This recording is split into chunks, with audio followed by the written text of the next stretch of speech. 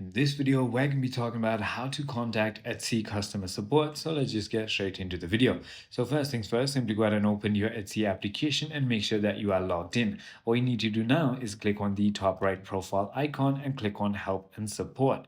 As you can see, you're going to be taken to this page where you want to click on visit the help center, and it's going to take you to this page right over here or window. Let's just wait for it to load up.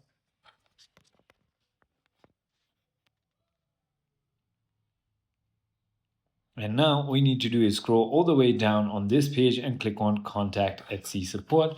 And this will simply go ahead and get you to a live chat with Etsy right over here. So just choose either you're buying on Etsy or selling on Etsy and what kind of products or help you want. So for example, account access, let's just say I want to go ahead and talk about account being suspended or account being hacked and so on and so forth. You can just go ahead and continuously go ahead and choose, and if you still need help, click on I still need help and you can email them through here.